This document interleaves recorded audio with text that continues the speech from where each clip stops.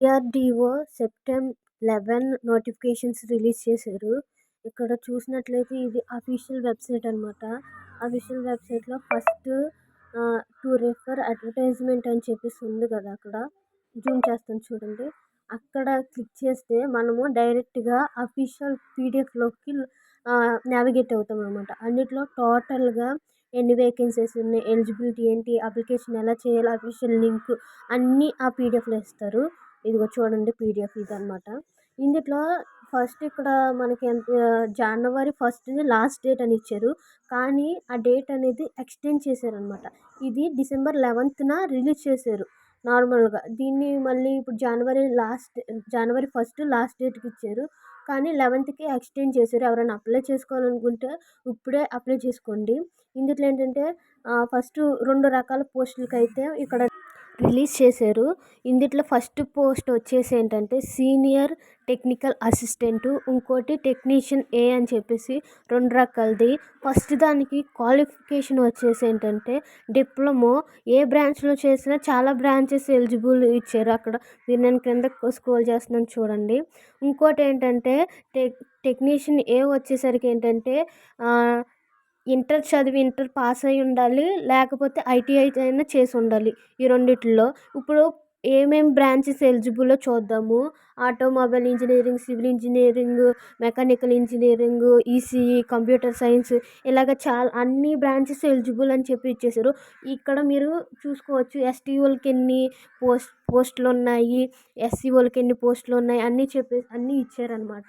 ఇందులో చూసుకుని మీ క్వాలిఫికేషన్ ఏంటి, మీకు ఎన్ని పోస్టులు వస్తే బాగుంటుంది అని చెప్పేసి ఇందుట్లో మీరు అప్లై చేసుకోవచ్చు. మీరు దేనికి ఎలిజిబుల్ అనేది చూసుకుని.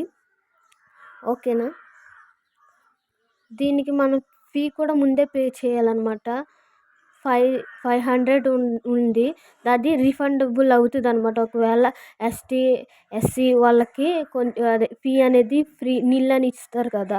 కానీ ఇందుట్లో ఏంటంటే ఫీజు అనేది మనం ముందే పే చేయాలి. తర్వాత ఎగ్జామ్ అయిన తర్వాత అది రీఫండ్ అవుతుంది అనుకుంటా. కిందకు వచ్చేస్తేనేమో టెక్నీషియన్ ఏకి వచ్చేసరికి ఎవరెవరు ఎలిజిబుల్ అని చెప్పేసి కిందన కూడా ఇచ్చారనమాట. ఇందుట్లో టెక్నీషియన్, ఎలక్ట్రికల్ టెక్నీషియన్ కింద అలాగ చాలా పోస్టులు ఉన్నాయి.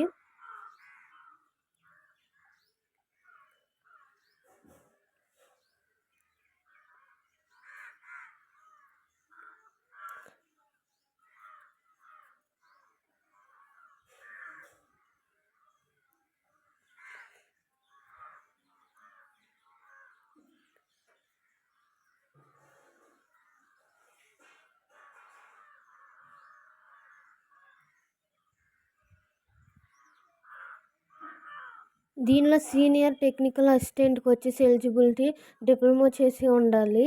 అలాగే టెక్నీషియన్కి ఏంటంటే చెప్పాను కదా ఇంటర్మీడియట్ లేకపోతే ఐటీఐ చేసి ఉంటే వారు ఎలిజిబుల్ అవుతారనమాట. దీనిలో సెలక్షన్ ప్రాసెస్ ఎలా ఉంటుందంటే ఫస్ట్ స్క్రీనింగ్ టెస్ట్ అనేది ఉంటుంది.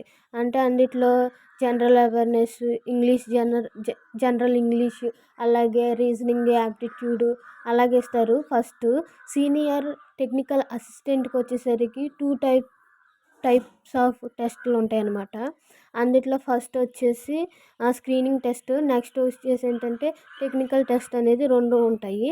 కాకపోతే ఇందుట్లో మనకి ఇంకోటి ఉంది కదా టెక్నీషియన్ దానికేమో ఒకటే ఉంటుంది టెస్ట్, స్క్రీనింగ్ టెస్ట్ వచ్చేసి.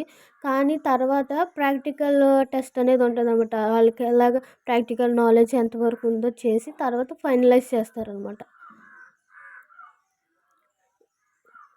ఏజ్ రిలాక్సేషన్ కూడా ఇచ్చారు. అదేంటంటే ఎస్సీ వాళ్ళకి 5 years అని చెప్పేసి ఈ పీడిఎఫ్లో మొత్తం ఉంటుంది, మీరు చూడొచ్చు. ఎగ్జామ్ ఎక్కడ రాయాలో కింద కొన్ని సిటీస్ ఇచ్చారనమాట. అందుట్లో మనకి నచ్చిన సిటీలో మనం పెట్టుకోవచ్చు. చాలా ఇచ్చారు. అవి మీరు పీడిఎఫ్ ఓపెన్ చేసినప్పుడు చూసుకోవచ్చు. ఏ సిటీలో మీకు అవైలబుల్గా ఉంటే ఆ సిటీకి పెట్టుకోవచ్చు అనమాట. అప్లికేషన్ మోడ్ వచ్చేసి ఆన్లైన్లోనే చేసుకోవాలి. అది కూడా అఫీషియల్ వెబ్సైట్లోనే చేసుకోండి. ఇందుట్లో ఇక్కడ ఇచ్చారనమాట సెలక్షన్ ప్రాసెస్ ఎలా జరుగుతుంది అని చెప్పేసి. ఇక్కడ చూసినట్లయితే యాప్టిట్యూడ్, రీజనింగ్, జనరల్ అవేర్నెస్, అలాగే జనరల్ సైన్స్, అలాగే జనరల్ ఇంగ్లీషు ఇచ్చారు. 2 టెస్టులు అనేది ఉంటుంది. అప్లికేషన్ చూడడానికి ఎలిజిబిలిటీ చెక్ చేసుకోవడానికి అఫీషియల్ లింక్ కావాలి అంటే ఇది నా ఇన్స్టాగ్రామ్ ఐడి అనమాట. ఇక్కడ మీరు ఇన్స్టాగ్రామ్లోకి వెళ్ళి ఆ ఐడి టైప్ చేస్తే ఇలా వస్తుంది. నా బయోలో మెన్షన్ చేసిన అక్కడ క్లిక్ చేస్తే 2 లింక్స్ అనేది డిస్ప్లే అవుతుంది. డిఆర్డిఓ అని ఉంది కదా, మీరు దాని మీద క్లిక్ చేస్తే డైరెక్ట్గా అఫీషియల్ వెబ్సైట్లోకి వెళ్తారు. అక్కడ అడ్వర్టైజ్మెంట్ పీడిఎఫ్ ఉంటుంది. అక్కడ మీరు క్లిక్ చేస్తే డైరెక్ట్గా పీడిఎఫ్లోకి వెళ్తారు. అక్కడ నుంచి స్టార్టింగ్లోనే మీకు లింక్ అనేది ఉంటుంది. అక్కడ చదివినట్లయితే అక్కడ నుంచి మీరు అప్లై చేసుకోవచ్చు డైరెక్ట్గా.